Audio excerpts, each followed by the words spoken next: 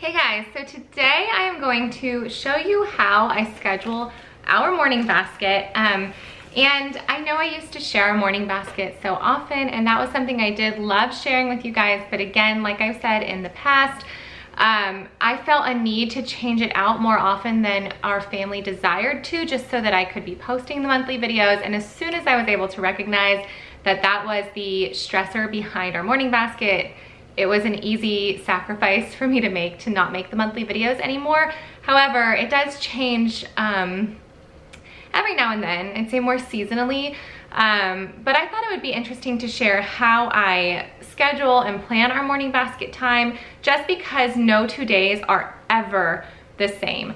On one day, we could be doing our calendar time, we could be studying the book of Daniel, we could be doing a map drill, a hymn study, and a picture study. And on the next day, we could be doing, again, our calendar time, still studying the book of Daniel, but we could be doing habit training and Spanish and a missionary study. And where that might not make sense to just randomly show a day in the life in our morning basket time, it makes so much sense to me because of my structure and how we plan out our morning basket time. And so I thought that I would do two things today. One, I'm going to share how I break down that morning basket hour, and then two, I'm going to put a blog post, which you can click on below, showing 3 different variations of the same morning basket hour. So just to give you an idea of what 3 different morning basket times could look like, I wanted to film a video of like 3 different, or like morning basket every day with us this week or something, but I am not a vlogger. I will do vlogs, you know, every now and then. I'm trying to do them more often. I know I've said that a bunch, but vlogs do directly impact my school day with the kids. They're difficult for me. I can't balance it well, and so I struggle with, sometimes I want to share things with you, so I do, and I feel prepared to, and I feel like, you know, it's a good day to be vlogging or to be sharing things. Sometimes I can just sense within my own family, with my kids and myself, that it is going to impact our school day and not in a positive way. And so I haven't picked up my camera a lot for our days, but I do have a day in the life coming out soon, in about 2 weeks. So you'll see some morning basket then. Anyway, so I'm gonna put that below, just kind of an idea of what this can look like and how it's looked in our different days. If you want to look at a sample schedule and kind of see, oh, I see how you're fitting all of that in a week's time. Because we don't do everything every day, but we do everything at least once or twice a week. So this is why things rotate. This is how we rotate. Before I get too far into it, I want to share the Heritage Letter with you guys. They are sponsoring today's video, and I was so excited when they reached out to me because we are currently in some early American history and loving it. My kids are loving it. I'm loving it, getting a chance to reclaim my own education. And so when they reached out and asked if they could send a few of these letters to us to show in a video, I was like, yes, absolutely. And I was so excited to receive these.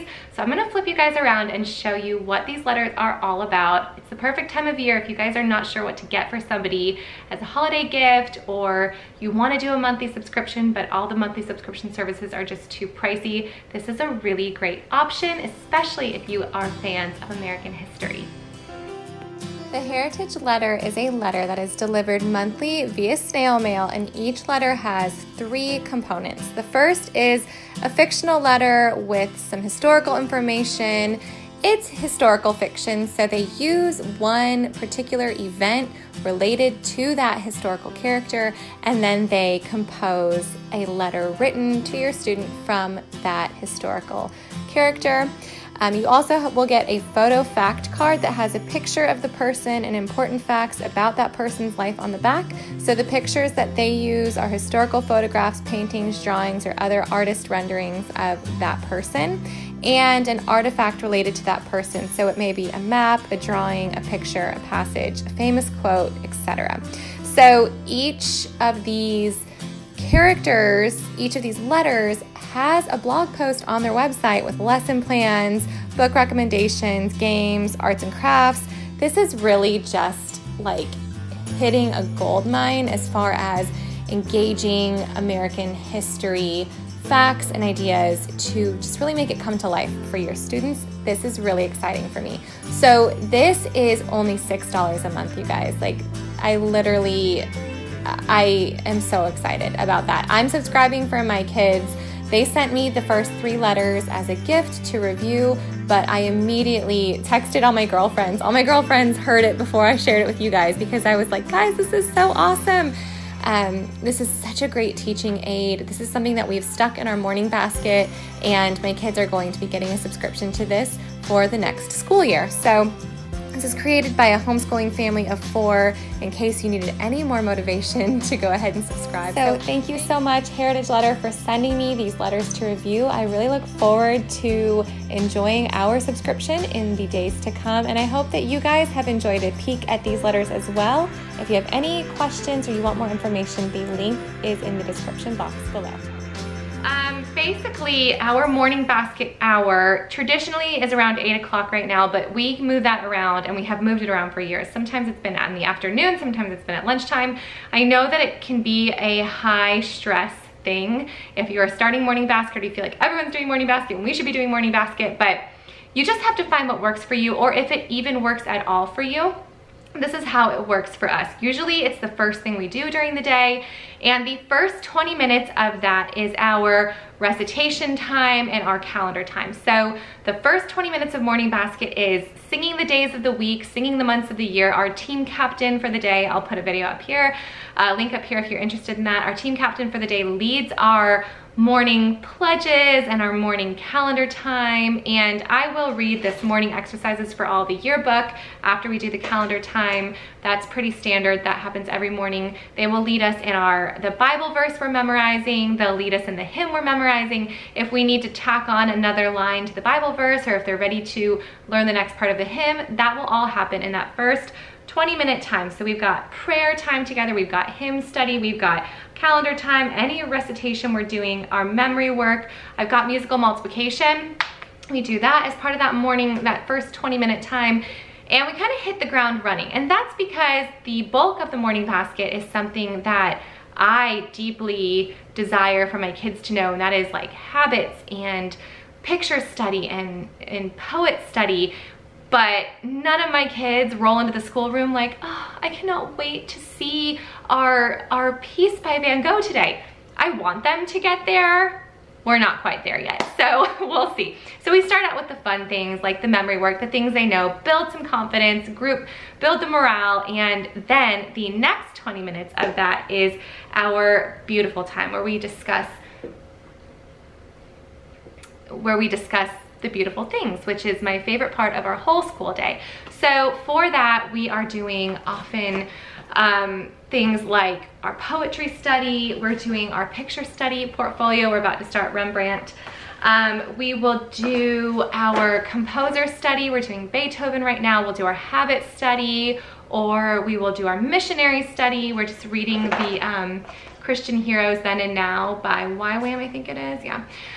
And so we'll vary what we do. Some days I'll put on and it also depends too, like our composer, we have pieces that are 2 minutes long and we have pieces that are 24 minutes long because you're putting 4 songs together. And so sometimes we'll listen to all of that while we color. Sometimes we'll listen to the 2-minute piece twice, and then we'll have time to go back and read a poem again, or introduce a new poem, or look at a picture. And so that 20-minute time could be one of those 5 or so topics I just mentioned, or it could be 2 or 3 of those topics. And it all depends on where the discussion goes, and I don't always plan that out. I actually don't often plan it out. I just start wherever we kind of how my kids are doing that day. If I think that they are being a little more observant that day, then maybe we'll do the picture study.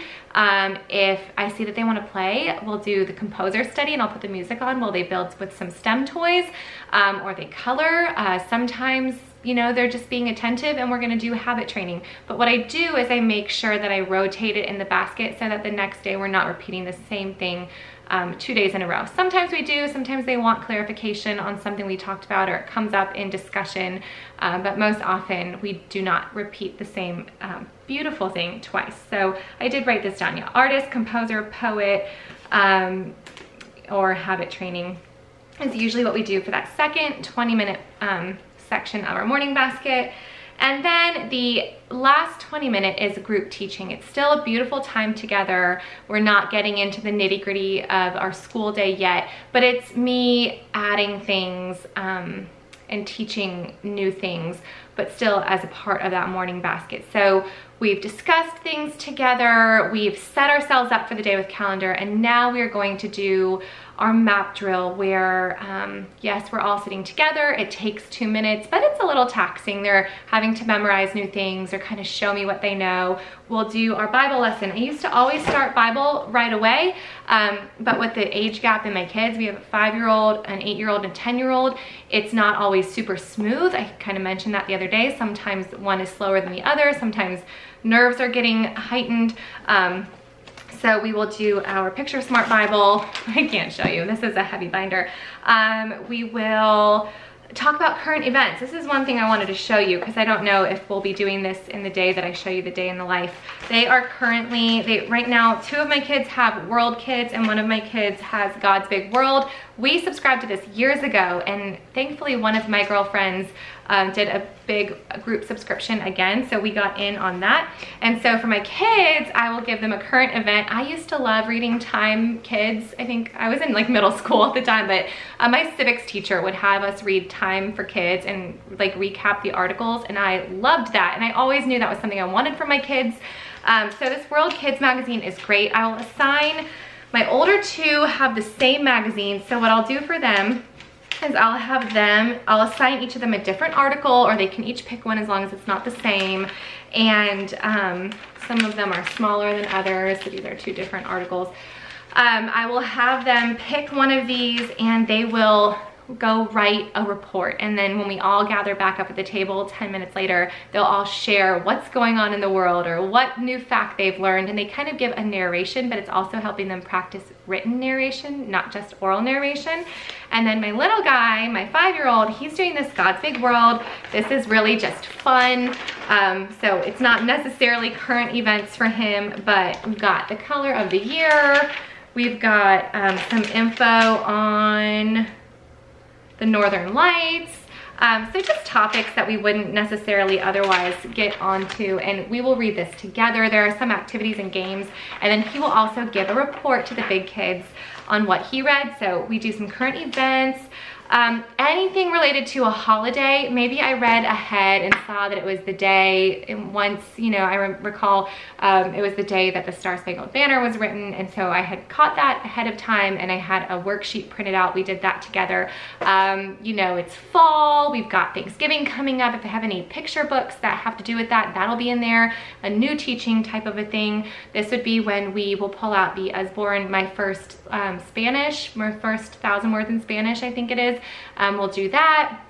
Map drill, Bible, I told you about that. So that's where we kind of add in a group teaching. This is not when we do science. This is not when we do history. This is just a time where we build on the beautiful things that we're already doing. So maybe we're adding a new book of the Bible in the tail end of our morning basket. So now we're moving on to 2 Corinthians, and we had just done 1 Corinthians. So then the next day when we're doing our morning calendar time and they're doing the recitation, they'll add in 2 Corinthians, even though we're not studying it during that first part of the morning basket. So when I add in pieces to their hymn in this teaching time, it helps them with their recitation earlier in the morning basket time the next day, if that makes any sense.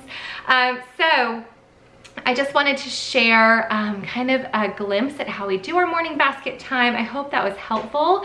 And if you have any questions, leave those in the comments below. Make sure you check out that blog post. I'm not super tech savvy, so it did take me some time to put together, but I hope it has helped you guys. Thank you again, Heritage Letters, for sending me those letters, and I will see you guys soon. Bye.